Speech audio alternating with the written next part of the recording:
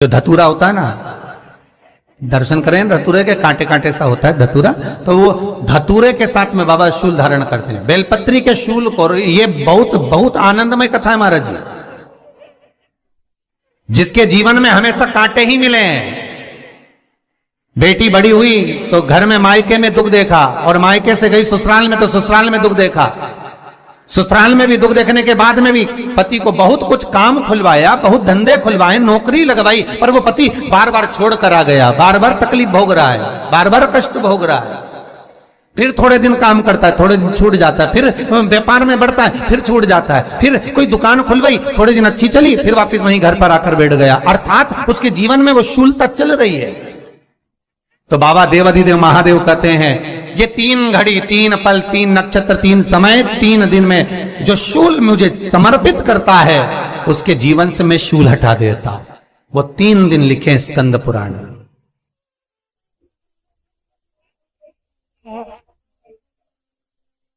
महाराज बैसाख महीने में जो प्रदोष आती है, बैसाख के महीने में बहुत ध्यान से सुनना भाई, जो अपनी जिंदगी से बहुत तंग आ गए हो, परेशान हो गए हो, कष्टमय जीवन जी रहे हो, बहुत दुखी हो गए हो, उनके लिए ये स्कंद पुराण का चरित्र फिर मिले ना मिले, आप प्रेम से सुन लो भाव से।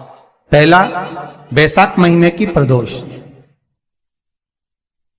चाहे वो शनिचरी प्रदोष हो, चाहे रविवार की हो, सोमवार की हो, मंगल की हो, बुधवार की हो, गुरुवार की हो, शुक्रवार की हो, शनिवार की हो, कोई भी वार की हो, पर बैसाख महीने की प्रदोष, प्रदोष काल में शाम का समय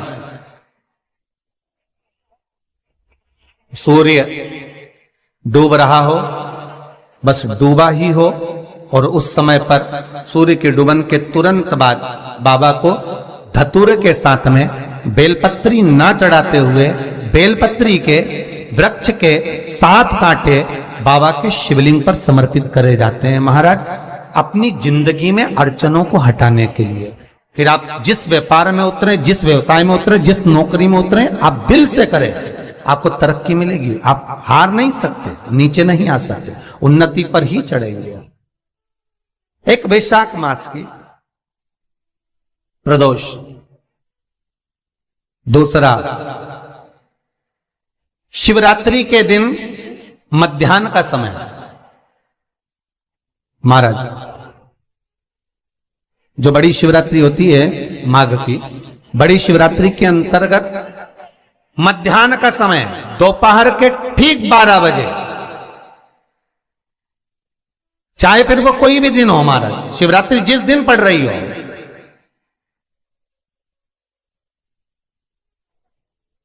उस दिन भी धतूरे के साथ बाबा को 7 कांटे बेलपत्री के वृक्ष के समर्पित होते हैं महाराज। इसमें आप ये वाले जो कांटे हैं, जो शिवरात्रि के दोपहर 12 बजे वाले हैं, अगर कोई मदिरा पीने वाला हो, व्यसन में डूबने वाला हो, कोई जुआ खेलने वाला हो, कोई गलत वैश्यावृत्ति करने वाला, या अपने मार्ग से विचलित कोई व्यक्ति है, उसके लिए भी ये कांटे बहुत काम आते हैं महाराज।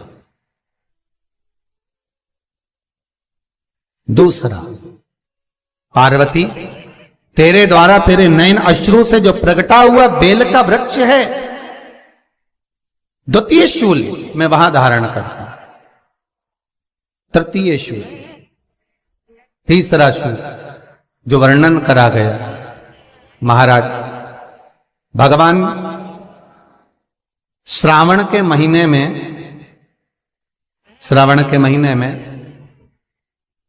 जो भी दूसरा सोमवार पड़े, जो भी पड़े, श्रावण के महीने का जो दूसरा सोमवार होता है, उस दूसरे सोमवार में रात्रि के समय पर, अर्थात शास्त्र अब घड़ी और पल का स्मरण करेंगे तो रात्रि के बजेंगे 10 से 12 बजे महाराज, 10 से 12 के बीच में धतूरे के साथ बाबा को शूल समर्पित होता है महाराज। ये भी हमारी बाधाओं को, हमारी तकलीफों को, व्यापार व्यवसाय के लिए, नौकरी सर्विस के लिए, बहुत सारे एग्जाम में आप बैठ लिए, गवर्नमेंट एग्जाम के लिए बैठ लिए, नहीं हो रहा, ये 3 बार मेरे शंकर को बेलपत्री के वृक्ष के शूल समर्पित होते हैं, उसका आनंद पाना और उससे अपने को सुख प्राप्त करना।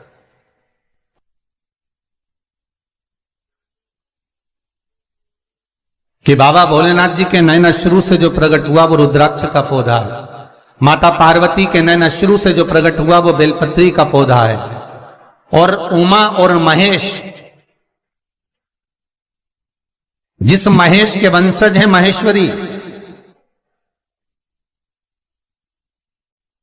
जिनकी 12 खाम प्रगटी है भगवान महेश के द्वारा,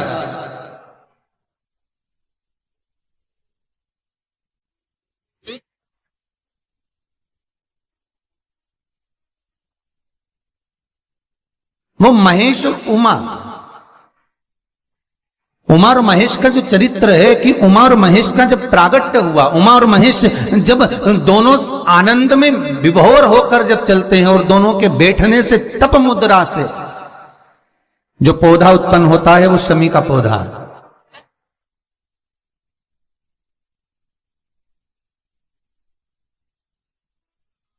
शमी का पौधा। तो एक बात ध्यान रखिए, शिव जी के द्वारा जो निर्मित हुआ उसमें कोई शूल नहीं है, उसमें कोई कांटे नहीं है। पार्वती के द्वारा जो निर्मित हुआ बेलपत्री का पौधा, उसमें कांटे हैं, और पार्वती के मिलन से भी जो उत्पन्न हुआ है शंकर के साथ में, उसमें भी कांटे हैं। शमी के पौधे में भी कांटे हैं, शमी के वृक्ष में भी कांटे।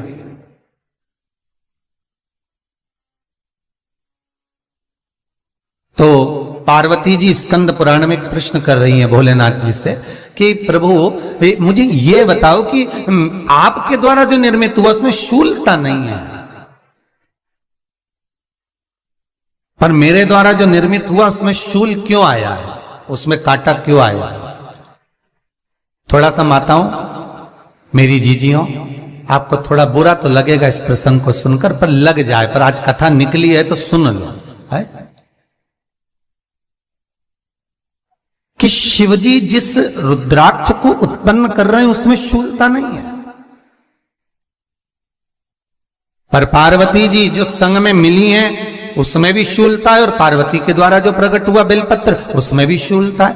तो भगवान महादेव बोलते हैं पार्वती, मैं तुझे कुछ कहूं और कहने पर तुझे तेरे हृदय में कोई बात चुभे, शूल लगे तो मुझे ठीक नहीं लगेगा। नहीं नहीं नहीं, आप कहिए प्रभु, मैं सुनने के लिए तैयार हूं, आप तो बोलो कि कारण क्या है। भगवान कहते हैं पार्वती, बस अंतर इतना है, नारी का जो स्वभाव होता है, स्त्री का जो स्वभाव होता है, उसके हृदय में छोटी छोटी बात के शूल बहुत होते हैं।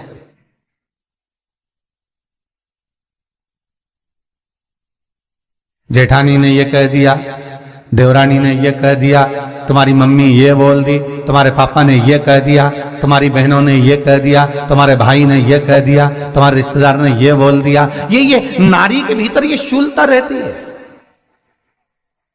तो पार्वती जी बोली कि जितना तप आपने करा उतना तप मैंने करा, और जितनी साधना आपने करी उतनी साधना मैंने करी, और जितना आराधना दिल से आपने करी उतनी आराधना दिल से मैंने करी, फिर इसमें शूलता कहां से आ गई? भगवान शिव बोले, बस पार्वती बात इतनी सी है कि जब मैं आराधना करने बैठता हूं तो मेरी दृष्टि में सम्मुख में कुछ नहीं होता। जब मैं आराधना करने बैठता हूं तो मेरी दृष्टि में, मेरे सम्मुख में कुछ नहीं होता कि कौन ने क्या करा है, कौन ने क्या बोला है, कौन क्या कर रहा है, उससे मुझे मतलब नहीं होता, उससे मुझे कोई मतलब नहीं। पर पार्वती, जब तू आराधना करने भी बैठती है ना, तो तेरी चित्त वृत्ति में कहीं ना कहीं किसी ना किसी रूप में कोई शूल आ ही जाता है।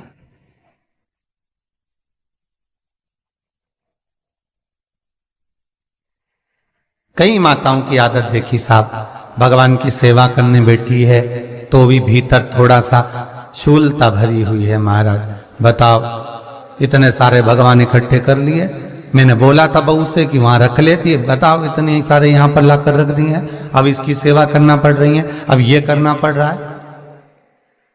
प्रसाद लेने के लिए रसोई घर में गई, भगवान का भोग लगाने के लिए, तो उसमें भी शूलता आ गई। इतने घंटों से मैं सामान ढूंढ रही, फ्रिज में मिल ही नहीं रहा, मैंने रख के गई थी, भगवान जाने कहां चले गए। भगवान को वस्त्र पहना रही है तो शूलता है। अलमारी का ड्रॉज खोला, इसमें मैंने सामान रखा था, ना जाने भगवान का श्रृंगार कहां चले गया, कौन ने हाथ लगाया, फिर शूलता आ गई। भोजन करने बैठे तो शूलता है, कोई कार्य के लिए जा रहे हो तो शूलता है।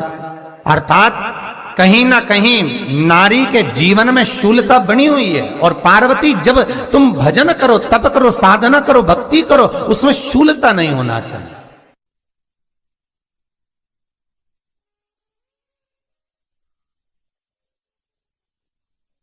पार्वती जी ने कहा, भोलेनाथ, तो क्या आप मुझे स्वीकार नहीं करेंगे बेलपत्री के रूप में?